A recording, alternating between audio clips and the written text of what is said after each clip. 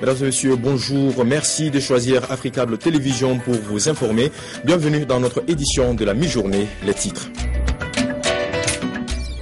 Ousmane Nyantang Diatta apporte sa voix au processus de paix et de dialogue en Casamance. Le chef rebelle du mouvement des forces démocratiques de Casamance a répondu favorablement à l'appel du président Macky Sall pour un retour définitif de la paix dans cette partie du Sénégal. 4000 policiers mobilisés, 2000 invités présents. Londres offre des honneurs militaires à l'ex-premier ministre britannique Margaret Thatcher, décédée la semaine dernière à l'âge de 87 ans. Et nous commençons cette édition avec cette ouverture hier à Nouakchott en Mauritanie de la 10e réunion des ministres des Affaires étrangères du groupe 5+5. Le Maroc est représenté à cette réunion par le ministre délégué aux Affaires étrangères et à la coopération, Youssef Amrani. Plusieurs questions d'intérêt commun figurent à l'ordre du jour de cette rencontre, notamment la situation au Mali et en Syrie.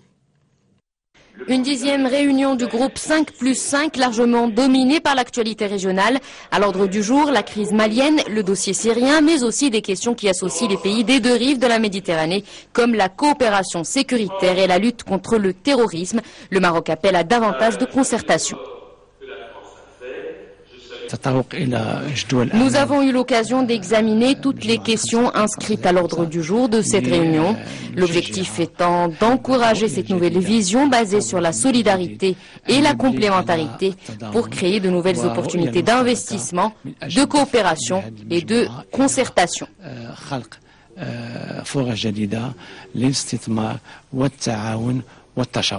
Youssef Amrani appelle dans ce sens à l'émergence d'un espace euro-méditerranéen stable, solidaire et prospère. Il a également réitéré l'attachement du Royaume à l'intégration maghrébine, un autre cadre permettant de développer la complémentarité entre l'Union européenne et les 5 pays du Maghreb. Je considère que le Portugal doit faire du Maroc et de son rapport avec le Maroc et de la croissance de nos relations économiques, culturelles, politiques avec le Maroc une priorité. Le groupe 5+5 comprend, outre les 5 pays du Maghreb, l'Espagne, la France, l'Italie, Malte et le Portugal.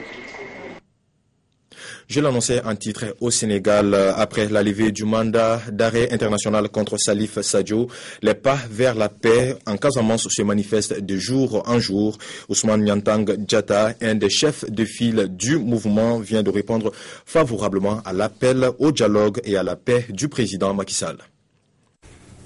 Ces hommes armés sur ces images appartiennent au mouvement des forces démocratiques de Casamance, précisément à cette faction appelée Sud-Est, dirigée par Ousmane Nyantang Diatta. Cet homme en treillis militaire, casquette bien vissée sur la tête, c'est lui, avec ses cheveux poivre sel et sa barbichette grisonnante. Ousmane Nyantang Diatta, un nom connu d'abord pour son appartenance au MFDC, ensuite pour son compagnonnage avec César Atoute Badiate, dirigeant de la faction Kassolol du mouvement irrédentiste, qu'il a quitté pour créer sa propre faction armée en 2007. Aujourd'hui, Ousmane Nyantang Diatta donne l'image d'un homme qui a troqué sa tenue de combattant contre l'habit d'un homme de paix, réceptif à l'appel au dialogue, à la paix du président Macky Sall. Hasard voulu ou simple coïncidence. En tout cas, c'est dans une tenue toute blanche, couleur de paix, qu'Ousmane Nyantang Diatta nous a livré cette déclaration. Mes chers frères combattants du MFDC, de l'Est à l'Ouest et du Nord au Sud.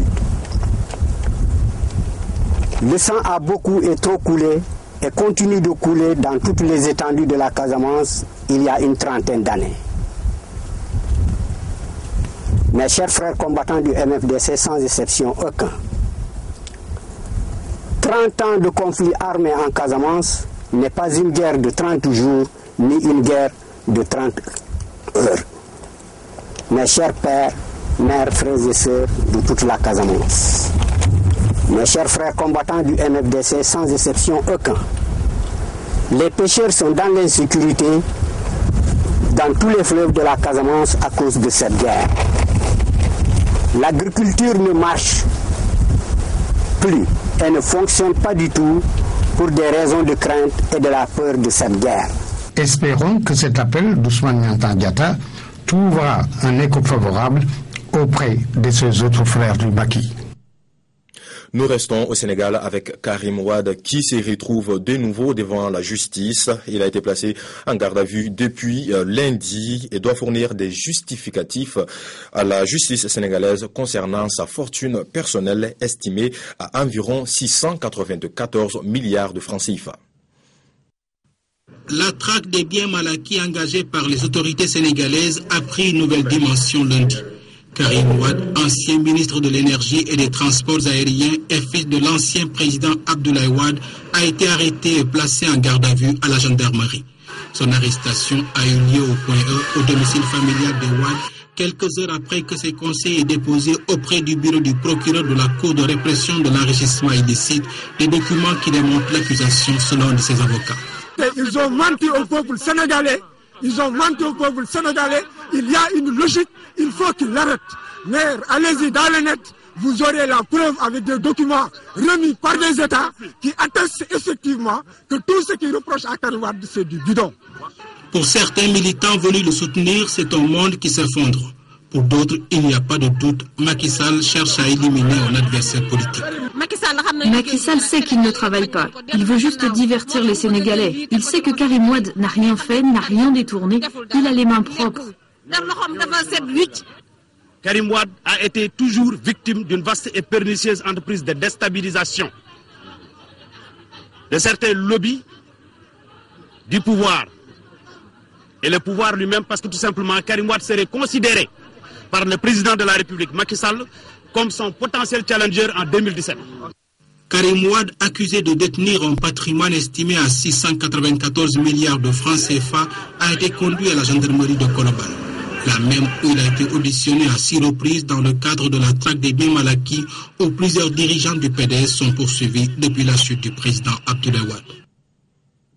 Lors des règlements de compte en Centrafrique, on apprend que 7 combattants de la Seleka ont été tués ces dernières heures par des hommes armés et des civils, et un autre rebelle, lui, a été lynché par la foule. Ces événements ont eu lieu dans le quartier de Boïrabé, dans le nord de la capitale, là même où des affrontements meurtriers auraient fait une vingtaine de morts durant le week-end.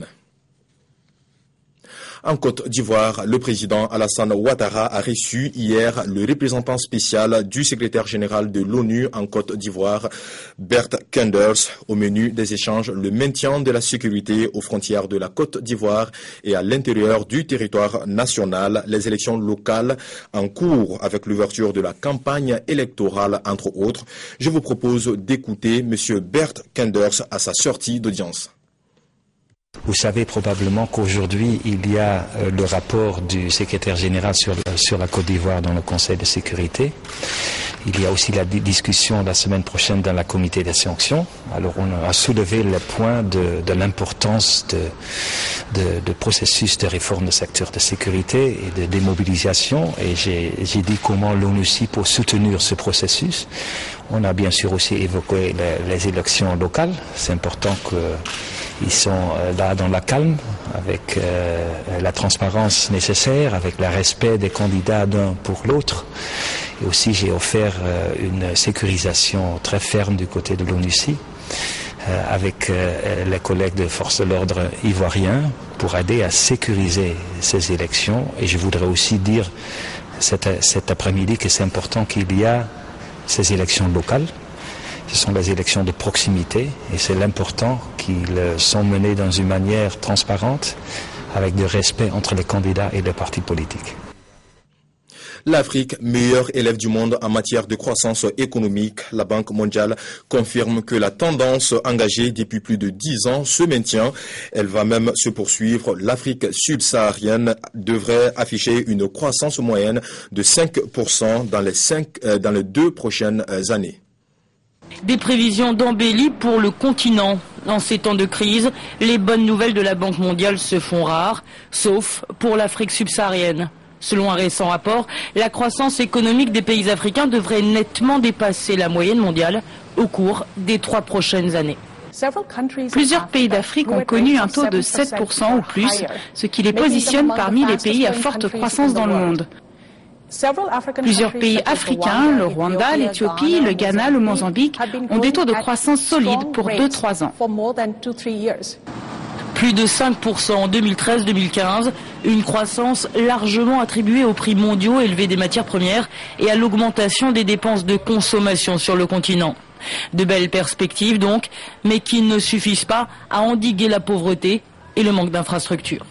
Le taux de diminution de pauvreté est trop faible. Donc il faut accélérer la traduction des richesses minéralières aux citoyens pauvres et promouvoir l'agriculture. Et ce sont rarement les pays riches en ressources qui investissent le plus dans la lutte contre la pauvreté. Le rapport cite les cas de la Guinée équatoriale, du Nigeria ou encore du Gabon. Outre le manque de volonté politique, il y a les crises armées qui entravent la prospérité, comme au Mali ou en Centrafrique. Elle souhaitait que les forces armées soient présentes à ses funérailles. 4000 policiers mobilisés, 2000 invités présents. Londres offre des honneurs militaires à l'ex-premier ministre britannique décédé la semaine dernière à l'âge de 87 ans. Une cérémonie controversée à l'image de Margaret Thatcher. Au Cameroun, un atelier sur la mise en place d'un point d'échange et d'accès à Internet au plan national et régional s'est tenu hier à Mbalmayo, à une cinquantaine de kilomètres de Yaoundé. Objectif, améliorer la qualité de l'accès à Internet dans le pays et dans la sous-région.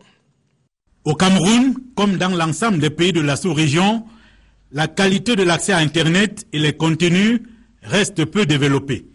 Il faut renverser cette tendance et inciter le développement des contenus locaux. Ce projet vise à mettre en place un point d'échange Internet au Cameroun qui aura une vocation soit nationale, soit régionale pour permettre en fait que le contenu local, les échanges par exemple de mails entre Camerounais ne repartent pas à l'international pour revenir au Cameroun mais s'échangent directement au niveau de ce point d'échange Internet sans utiliser de bande passante internationale et donc permettre ainsi de réduire le coût d'accès à Internet pour les populations au Cameroun. Ce développement des contenus locaux s'accompagnera de la mise sur pied des points d'échange qui, de l'avis des experts, permettront de réduire les coûts d'exploitation des fournisseurs d'accès Internet et partant les tarifs. Je pense qu'il faut d'abord partir du souci général de l'État de baisser les coûts d'accès aux communications d'une manière générale. Si la communication qui doit arriver entre vous et moi, comme vous êtes en train de me parler, si cette communication doit passer par la France, ça veut dire que j'ajoute d'abord quelques 6000 km et puis je fais encore 6000 km avant de faire les 2 mètres qui vous séparent de vous de moi.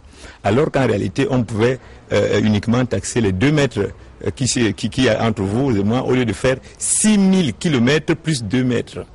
La réflexion engagée ce jour vise à terme l'offre d'un environnement plus attractif pour les fournisseurs des services Internet locaux et sous-régionaux. Voilà, c'est tout pour Afrique Midi. Merci de l'avoir suivi. L'information continue sur le www.africabtelevision.com. À bientôt.